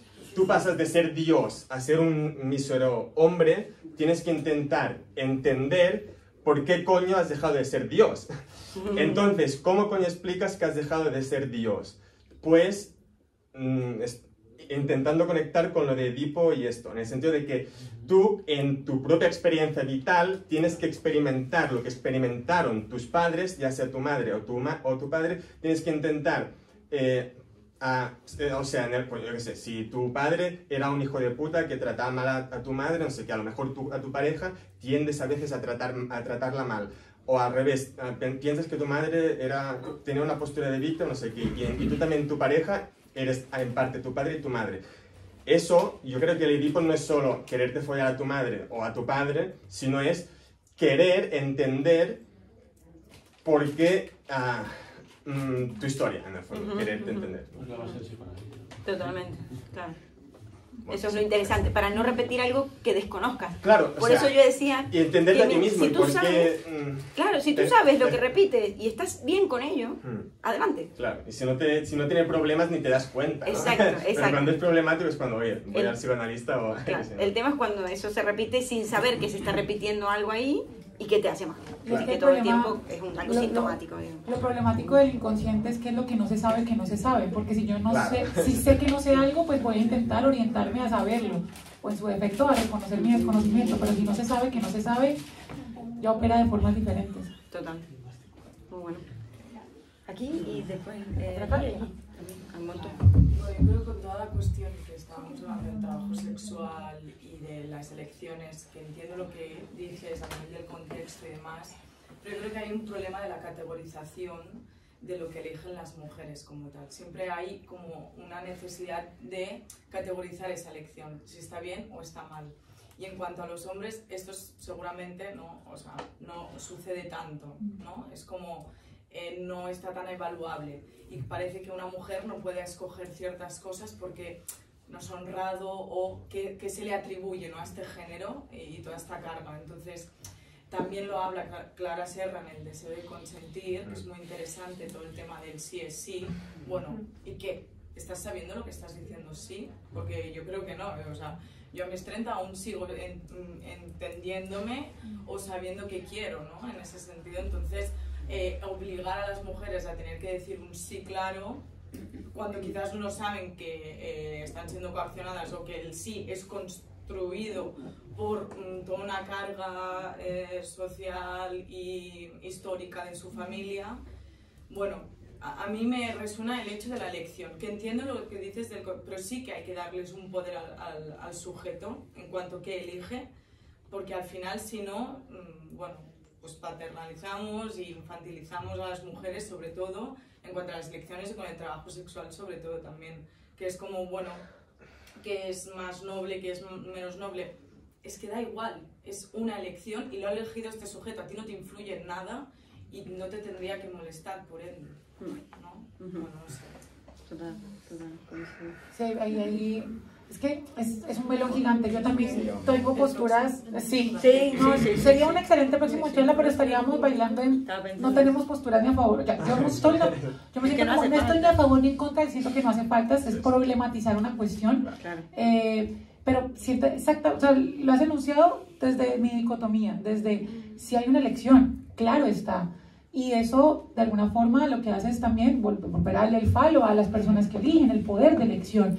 Pero, y ya que mencionaste a Clara Sierra, me encanta, hasta qué punto hay una imposición en la toma de la elección también. O sea, hay una imposición de elige. Y uno, ¿cómo sabe que está eligiendo? Sí es sí, vale, sí. Y después no sé todas las consecuencias que eso lleva. Eso o sea, pero yo me pregunto, los dos lugares están. ¿Por qué nos replanteamos tanto el hecho moral justamente de la trabajadora sexual y no tanto el de la maternidad? Total. Una mujer quiere ser madre y, vale, sí, quiere ser madre, ya porque lo desea. Claro. Ajá, ¿lo desea? ¿O es que es una carga social que ha repercutido sobre pero ella? la maternidad también se cuestiona, un montón. No, pero no es de un lado moral. Nadie va a decir, tú además, no quieres ser madre. Tú lo que quieres en realidad, nadie te va a poner en cuestión. ¿Sos capaz de anticipar las consecuencias de decir sí quiero ser madre? O sea, Pero no, o sea, reitero. ni idea de qué estás diciendo. Yo reitero que quiero pues ser muy clara, pues no creo que no es que no ya haya una elección, es que toda elección está sujeta a condiciones histórico-materiales, todas, incluyendo la maternidad, evidentemente. O sea, yo creo que más hoy en día, y por eso precisamente hay tantas elecciones de no ser madre, o de replantearse ser madre, o decidir ser madre después, o congelar óvulos, o lo que signifique eso, porque precisamente estamos pensando que implica un sí. O sea, antes el sí era dado deliberadamente, y por eso uno puede perder 1.200 euros en una mala inversión, en un fraude. Pero ahora no se lo piensa, se supone. Debería haber más topes en los bancos. Pero se supone que ahorita uno se lo plantea en todo orden. Sí que es cierto, obviamente, que la prostitución se cuestiona más dentro del orden de la moral, por supuesto. Pero el sí es cuestionado, sí. No, solo quiero añadir una cosa con lo que habéis dicho antes del tema de Edipo y demás, y que la mujer ahora pues se plantea quizás estar con un sugar daddy como volviendo a la melancolía ¿no? Como nostalgia de género. De nostalgia de género, que me parece brutal. Bueno, es que para seguir estando en una relación con un hombre y tener que estar currando fuera y dentro, pues mira, ¿sabes dónde me voy? Y que no tenga que currar fuera y encima ¿vale? Es que hay algo que dices, pues es que normal que conduja, ¿no? Es como una que empuja eso. Totalmente. Es que justamente lo que ha dicho describe eso. Las relaciones se han vuelto tan transaccionales que no hay verdaderamente un límite que cruzar en el sugar daddy. O sea, buscar novio es más o menos lo mismo.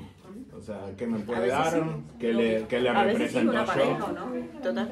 Yo quería hablar sobre, porque al principio, bueno, cuando comparabais MILF con Sugar Baby y Sugar Daddy, ¿no? Como que en el Daddy sí que había una transacción, pero en la MILF es simplemente objeto de sexual o así, ¿no? Bueno, no sé si lo he dicho más o menos bien. Me pareció muy interesante que yo sí creo que hay una... O sea, son como dos tópicos muy especiales, la MILF y el Sugar Daddy, con respecto a una transferencia, o sea, con una proyección de un trasvase de la forma de relacionarnos con nuestros padres iniciales a más actualizada, ¿no? O sea, en el Sugar Daddy, que es obvio, y ya sí que lo habéis comentado, la cuestión más simbólica, política de la transacción, ¿no? Pero sí que en la MILF yo quería destacar especialmente que no es, o sea, me parece que no es solamente objeto sexual, quiero decir, sí que puede haber un trasvase de algo originario sobre la madre en el sentido de esperar ese objeto completo que te daba ese Dios que comentabas de antes, o recuperar algo de esa cuestión, incluso se topifica, ¿no? O la experiencia, o me va a dar experiencia, o me va a dar no sé qué, ¿no? O sea, sí que hay, no una transacción, pero sí que hay una comunicación, hay una interacción que va más allá. O sea, no me gusta este tópico de no, los hombres solo ven a las mujeres como objeto de deseo y ya está, no hay interacción. O sea, en la MILF también existe una interacción que puede eliminar la agencia de la mujer, como se elimina el bebé de la madre, ¿no? Porque el bebé elimina la agencia de la madre, pero bueno, que aún así creo que existe este trasvase de algo infantil a algo actualizado. Sí, no, en ambos están, solo es que a mí me parece curioso, no es por caer nuevamente dentro de la dicotomía del hombre solo desea y solo no es caer en cuestiones dicotómicas reduccionistas, tampoco es eso, o sea, no es la idea, evidentemente estamos problematizando, por eso es una teoría de filosofía. Pero sí que es cierto que dentro de la misma etimología de la palabra MILF es Mother I Would Like to Fuck, o sea, y Sugar Daddy es un hombre que te da dinero, o sea, como la misma etimología tiene esa lógica de base de uno es un orden transaccional y el otro es un orden sexual. Pero sí que es cierto que pues, podemos decodificar esa dicotomía, solo que etimológicamente parece llevarnos a eso. Pero hay DILF, se dice DILF, Sí, estamos mezclando dos conceptos, el Sugar Mami y Sugar Daddy con la... Sí, hay Sugar Mami también, o sea... ¿Hay Sugar Mami? Sí, Sugar Mami. O el braguetazo. No sé, eso ya no sé. Ese no lo conocí. Eso es de aquí. De Braga. Muy bragueta. Pero para que nos explique, ¿Cómo? Perdón, necesito, no sé. Sí, al final son, creo que estamos mezclando dos conceptos y son uno que tiene que ver con el Sugar Daddy y Sugar Mami, que tiene que ver con algo transaccional, algo que tú me genera un bien material, y el otro, el MILF, el DILF, que tiene que ver más con el deseo, con el morbo, con el me cogí a la madre de mi amigo, o también por el lado también de las chicas jóvenes que le gustan más el más viejo, más de 40, 50. Entonces tiene que ver más con un... Hay muchas personas que entran de eso. Vamos más del lado de Daddy. También podemos hablar que puede ser algo así como daddy issues, que el mundo se puede como interpretar en el caso de chicas de 20 años, 18 años con chicos de 40, 50, que no necesariamente tienen que ver con el tema transaccional, sino que con algo más de morbo. Me atrae la escala, me atrae la madurez, qué sé yo. Entonces, son dos caminos distintos, lo material de lo morbo. Total, y Natán mencionó algo muy interesante que yo no había tenido en cuenta, que es el saber. Esta cuestión de buscar una mujer más grande, por ejemplo, porque sabe más o es más experimentada. Como una manera de acceder a un saber sobre el sexo. Eso es súper interesante. Es como, bueno, también es una forma de... otra transacción, pero más a nivel del saber, no tanto a nivel de pero primero los que no han hablado, para que vean levantado la mano, luego por aquí, no me acuerdo cómo iba. Ella habló un montón, sí, y después, bueno, aquí. Romeo. No, yo lo que estaba era planteando es si de pronto en algún momento que miraron este tema, vieron el deseo de la mamá por el hijo. Lo veo todos los días en mi vida y no puedo ni... Porque es o sea, a nivel del psicoanálisis se ve inclusive estos conflictos de la suegra con la que no era, tiene que ver con eso, o sea, como con esta relación. Entonces, claro, uno siempre es como que el hijo que desea la mamá, pero hay un trasfondo bien fuerte en esta parte, porque cuando es esta relación, o sea, de la mujer mayor que está con el colágeno, muchas veces puede ser por dos cosas, o es solamente el erótico, pues porque este me rinde más que con el que estoy de mi misma edad, entonces es una de esas, o la otra es como plantearse esto, que tanto hay de este deseo, porque es que ha existido desde que está dentro del útero, cuando lacta, y son muchos momentos de todo. Hay algo que es como del abandono que tiene el niño junto a la mamá, más o menos a los 6 meses y a los 18 meses, pero también es este apego que también tiene la mamá a su hijo, pero que tiene que ver muchas veces con el deseo. Y hay una línea muy pequeñita, o sea, es que hay mucha psicopatología del desarrollo que se establece desde el momento del embarazo hasta todos estos primeros 5 años de vida, y todo tiene que ver con estas elecciones, o la niña con el padre, o el niño con la mamá, o la mamá al revés. Entonces, por ejemplo, muchas de las psicopatologías que tienen que ver con mi relación con la mamá tienen que ver con electa que tuve con mi padre y así.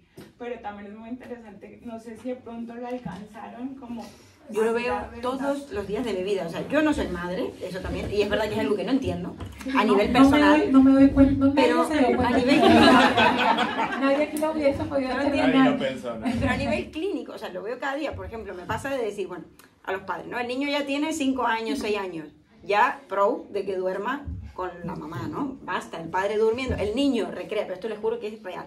El niño en la casita Playmobil recrea que la mamá duerme con él, con el bebé, y el papá en el baño, en la ducha, literal, o en el tejado. Siempre lo ponen en algún lugar extraño. Sí, que es para participar. Dice, ¿y el papá dónde duerme? Aquí, en el tejado, en la chimenea. Vale. Yo salgo y le digo al papá, bueno, mira, hoy ha hecho este juego otra vez, tal. Estaría bien que ya no durmiera más con la mamá, ¿no? Que tú, el padre, que duerme en otra habitación, recuperaras tu espacio y que él pudiera dormir en su lugar, porque hay todo un lenguaje de posiciones simbólicas en la familia. Ay, pero es que es la mamá la que no me deja dormir todavía. Es decir, es la mamá la que duerme todavía con él, ¿no? Como hay algo ahí, entiendo, de un amor que yo no conozco, porque como digo, no lo critico, no, esto no hablo desde la crítica, debe ser un amor o una sensación demasiado grande que hace que sí que hay una dependencia también de la madre y una cuestión de la madre de no querer dejar ir, muchas veces, esto no pasa siempre, al hijo solo. No es solo el niño que no puede dormir solo, es que la madre no puede dormir sin él. O dejarle dar teta a los 5 años, eso también lo vemos. ¿Cómo va a hablar si todavía toma teta y usa chupete todo el día? Pero eso es un poco también como identidad de género, ¿no? Porque las mujeres como que tienden un poco a formar su identidad en base a los otros, ¿no? A la relación de los otros. Entonces el hecho de sentirse necesitada da un poco el placer de validar su propia existencia. No lo sé. Pero el cuerpo también es lo real, quiero decir, al final el pecho, quiero decir, hay voces en juego del cuerpo, quiero decir, de la madre y del hijo. Entonces, entiendo que, o sea, en un pansexualismo incluso freudiano o lacaniano se entendería también una construcción del goce y de las relaciones a partir del cuerpo. Entonces, sí que es cierto que hay identidad y construcción social, pero también hay cuerpos. O sea, que los cuerpos son suyos en queer bastante, ¿eh? Quiero decir que son muy moldeables los cuerpos, pero no del todo. O sea, hay cosas que... Sí, hay unas, bueno, Freud le hablaba de, y ya le dimos la palabra, ¿no? Las primeras divisiones de las etapas del desarrollo psicosexual, ¿no? Que nosotros pasamos primero por una etapa oral, luego la boca, luego por una etapa anal, luego por una etapa fálica, que es aquí donde aparece el complejo de Edipo, castración, y luego la genital, donde se supone que estamos en el lugar normal, ¿no? Que nos damos cuenta que existe un cuerpo, un otro y mi cuerpo. Pero claro, o sea, inicialmente todo es un proceso de exploración del cuerpo y esto se ve todo el tiempo. Yo me acuerdo trabajando en colegio, mis amigas que trabajaban pues con niños, que no se escandalizaban, sino que trataban de calmar a los padres cuando se escandalizaban de que niñas, por ejemplo, se masturbaran con las puntas de las mesas. O sea, se restregaban contra las puntas de las mesas, los niños se sacan el pipí en la mitad de clase. Esto es muy normal que se dé porque están descubriéndose y pues, a ver, si toco aquí se siente rico, porque lo tengo que parar de hacer? O sea, claro. Y la pregunta es ¿por qué lo paramos de hacer también? Pero sí, aquí nos atraviesa el cuerpo, pero sí que es cierto que hay algo dentro de la lógica, que esto lo hemos hablado también, esto también quedó abierto a debate, tenemos que hacer una charla sobre esto, de la cuestión de las amas de casa, ¿no? Como de dónde está el poder y dónde está el poder, porque una ama de casa tiene poder, la ama, ¿sí? Pero porque me necesitan y porque de alguna manera determino lo que sucede. Pero al mismo tiempo yo sigo diciendo que hay condiciones histórico-materiales que nos hacen pensar que eso nos hace sentir la ama. ¿Y por qué allí, no en otra parte? Bueno. Romeo, y aquí, vale, bueno. No sé quién iba antes ya, pero aquí... Alex. Muy bien. Bueno, a mí me gustaría distinguir varias cosas y, por ejemplo, empezando por el mito del complejo de Edipo, me gustaría decir que en cuanto al complejo de Edipo hay más de cierto al propio hecho del complejo que a Edipo, es decir, se le da el nombre a Edipo, pero al fin y al cabo Edipo ni conocía que estaba con su madre ni sabía que mataba a su padre, al fin y al cabo fue pues una víctima. Pero lo que sí que está claro es que ahí hubo un complejo, es decir, y ahí es el complejo que se da en todas las categorías que hemos ido viendo, ¿no? Y que me gustaría un poco distinguir. Yo creo que el problema de todo esto que estamos hablando está en el complejo. ¿El complejo qué significa? El complejo significa a que tú te ves incapacitado para libremente tener unas capacidades. Es decir, estás sobreprotegido, estás apegado. Entonces, si estás apegado y si estás sobreprotegido, es que estas cosas que estamos hablando Es que son naturales todas, todas, pero no es que sean naturales porque es lo natural, sino porque naturalmente suceden. Si tú a alguien que está por la calle le pones un paraguas, seguramente a la persona le va a dar por refugiarse. Es decir, si a una persona que se le da una muleta desde el comienzo y se le hace creer que tiene un complejo de que no es capaz de caminar por sí sola, pues es que va a tender a necesitar la protección de esas muletas. Y es que lo que quiero decir es que todo lo que estamos viendo, de que si la Sugar Baby o el Sugar Daddy o todas las categorías que hemos ido viendo de Edipo y demás, es simplemente por este complejo de no verte tú capacitado para hacer algo. ¿Por qué quiero decir esto? Un poco para distinguirlo. Creo que todo esto solo sucede en las culturas de Occidente. Es decir, si tú te vas a África, te vas a probablemente a los aborígenes de Australia, es que los niños no son niños. Los niños son pequeños adultos que todavía no saben hacer nada. Y ya aprenderán, y ya cuando empiecen a hacer algo interesante, ya se les tendrá en cuenta. Y yo estoy convencido que esos niños no idolatran a sus madres, ni a sus padres, ni a nadie, porque de alguna manera, si los admiran, es porque esas personas sabias les permiten a ser libres, no les sobreprotegen. Y yo creo que todo esto que está sucediendo es porque aquí sobreprotegemos mucho a los niños. Por eso está sucediendo lo que hablábamos de las madres que tienen deseos por los niños, y por eso suceden los niños que tienen el deseo por las madres. Porque hay una sobreprotección, pero es que es natural. Si lo estás refugiando, pues se tiende a eso. Es natural que la Sugar Baby tienda a refugiarse en el Sugar Daddy. Y es natural que el Sugar Daddy tienda a refugiarse al hecho de que yo no tengo la capacidad para estar con una persona de más o menos de mi estatus o de mis condiciones, y me tengo que amparar en alguien de quien puedo abusar, porque es inferior. O sea, es decir, siempre hay un complejo de inferioridad, creo yo, que en cualquier situación en la que haya este componente de que haya esta necesidad. ¿Qué pasa con el tema de...? Esta es una categoría. Otra categoría está la categoría del morbo. Pues bueno, la categoría del morbo entra a juego, y ahí pues cualquier cosa que está prohibida, pues siempre la vamos a desear.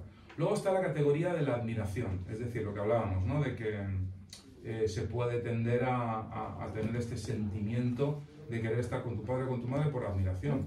Y no es tanto así. Yo creo que lo que te hace admirar a alguien no es que sea tu padre o tu madre, sino la autoconfianza. Es decir, una persona naturalmente se tiende a sentir atraída por alguien que desprende confianza en sí misma y desprende seguridad en sí misma. Es atractivo tanto para el hombre como para la mujer. Una mujer se va a ver atraída por un hombre con seguridad en sí misma, y el hombre igual se va a ver, en el caso de la MILF, ¿qué va a ver? Va a ver el ejemplo de una mujer emancipada, de una mujer empoderada, de una mujer que ya... Pero son transferencias de la madre al final. Quiero decir, es algo contingente a la infancia. Quiero decir, tú idealizas a tus padres porque son Dios. Quiero decir, lo que no hay un desprendimiento innato. O sea, no es que, o sea, de hecho Lacan habla, o sea, el gran otro, por ejemplo, no es grande, no es otro, o sea, no lo tiene todo, ¿no? O sea, todos vivimos escindidos, ninguno somos perfectos, ninguno tenemos la perfección en ninguno de nosotros, y si tú admiras a alguien porque lo crees completo, al final es una ilusión. Eso es al final una relación, pero es la relación natural de un hijo con sus padres. Pero luego claro, esto se va diversificando, y por supuesto que en el mundo te vas a encontrar personas que y el amor a lo mejor también parte de esto, de encontrar competidores donde no las hay. Pero no sé hasta qué punto es algo que sea innato de cada persona, o que cada persona pueda emanar esta cosa. O sea, en verdad es muy ilusorio. Yo creo que ese es un discurso que nos damos inevitablemente, porque aquí todos somos más o menos una sociedad en que tenemos padres y sabemos lo que es estar pues, protegidos y tal. Pero yo entiendo lo que dices, pero claro, cuando yo pongo a pensar en qué sucede en los aborígenes, yo no tengo ni idea, es una pregunta, más que una afirmación, es una pregunta. Quiero decir, en las tribus africanas, en las tribus de las selvas y demás, ¿existe este complejo de Edipo o no? Sí, son categorías diferentes. Sí. Pero... Si es que sí, pues entonces realmente es algo genético. Es que claro, habría que ver, porque yo creo que lo interesante del complejo es justamente, ¿no? Como pensarlo en la sociedad en la que uno ha crecido, claro, o más o menos en el contexto. Pero claro, no sé, no he estudiado tampoco otras sociedades para ver cómo se dan esas relaciones de amor o esos vínculos de amor en otros tipos de comunidad o de lazo social. Sería muy interesante eso. Vamos a tener que cerrar, perdón. Bueno, tú ya has hablado, pero Romeo no, Romeo tú, y cerramos aquí porque... No, el de alzado también lo van a hacer. Ah, perdón, vale, ok, 2, 3, pero rápido pues ya... Bueno, que no sé. creo que como decían aquí, uno de las... el galimatías lo genera el lenguaje, ¿no? Estamos todo el tiempo rebotando contra paredes del lenguaje, alejándonos un poco de las funciones biológicas de la especie e intentando categorizarlas a través de pronombres o sujetos o adjetivos, lo cual hay algo primigenio ahí de función biológica que une a los seres, ¿no? En este sentido, lo que decía ahí, este desgarramiento, este desprendimiento madre-hijo, que te saca de este estado de si necesito algo y lo recibo, todo es placer, ¿no? Luego salgo al mundo, estoy desgarrado, y el equilibrio biológico para generar mi identidad está en los opuestos, a quién me parezco y a quién no me parezco. Y ese desequilibrio, bueno, va generando otras anomalías que va supliendo o rellenando el lenguaje. Quizá uniendo lo que decía él, en este acompañamiento tribal, es que hay un punto de la edad mucho más temprana en la que hay un despertar sexual, en la que el erotismo y la sexualidad se funden con la función de la vida diaria. Entonces, esa persona no queda en fantasmagorias sexuales, ¿no? Si hay una contención como la que nosotros vivimos, hermética, social, por la religión, por nuestros propios dogmas, por la familia, por el contexto histórico material, tendemos a tener estas obsesiones con lo más cercano y lo más querido. Si tú tienes un acompañamiento o tuvieras una ritualización de tu sexualidad y tienes sexo a una edad meramente pertinente biológica, ya no te imaginarías teniendo sexo porque ya sabes qué es tener sexo, ¿no? Entonces eso desligaría, sería esa castración automática de... Por eso Edipo se saca los ojos, no por lo que ya vio, no por lo que puede ver, sino por lo que ya vio. Y entonces al ya no ver, ya no verá a su madre y ya no podrá tener esas memorias sexuales, ¿no? Entonces creo que aquí, para sintetizar, al fin saber o no saber es una condenación histórica, en el sentido de saber de parte del oráculo condena a los que saben, y solo que hay una virtud: descifrar las cosas es la virtud del intelecto, no tomarlas por literal, porque todos los que toman literal lo del oráculo terminan fracasando, ¿no? El mito de Psique y Eros es que se pueden reunir, ella está condenada a casarse con un monstruo, y Eros, que tiene que matarla, le dice: no me puedes ver. Y en el momento en que se desvela, el deseo queda al descubierto, todas nuestras obsesiones pues se quedan a la intemperie. Gracias, Romeo. Y aquí cerramos porque nos van a echar. No, yo tenía una duda sobre la parte del complejo de Edipo y Electra, si es una cuestión de género o de roles, es decir, porque pensaba en padres del mismo sexo, ahí también se sigue dando algo edípico. Sí, a ver, desde Freud, como decía, quizás lo vio desde una lectura más anatómica y tal, aunque igual creo que quizás al final no. Pero Lacan lo retoma desde las funciones, ¿no? La función del deseo y la función de la ley, que a la vez también, bueno, van de la mano, ¿no? El deseo de la madre, el nombre del padre, o la ley paterna, yo qué sé, la luna y el sol, para otro tipo de discursos, ¿no? Como más quizás astrológicos, lo que sea, ¿no? Como lo inconsciente y el ello y el yo, no sé, como que depende en qué cultura o discurso se lo ha ido viendo desde otros lugares, no como mamá, papá, sino como funciones, como algo que está allí y que opera en la subjetividad de alguna manera. Entonces puede operar exactamente igual, aún en una familia monoparental. La madre puede ser madre y padre, es decir, hacer la función paterna y paterna, o un padre también puede hacer, yo qué sé, yo me acuerdo de eso, una amiga en realidad que murió en un parto, quizás de ahí que también tengo traumas con eso, a los 25 años, y el padre de la criatura quedó vivo con 25 años, y materna y paterna, o sea, ya de esa niña tiene 10 años. Pero materna y paterna, y se ha hecho cargo y ha estado... Bueno, como que puede pasar, ¿no? Que o sea, se distribuyan esas funciones de muchas maneras, más hoy en un mundo contemporáneo, donde sabemos que el modelo de familia, si bien sigue operando, también se ha deconstruido, o al menos hay otras formas posibles, ¿no? No solamente el modelo que conocemos. Entonces sí, las funciones están igual operando como siempre, creo yo. Y esta charla estuvo genial. Gracias.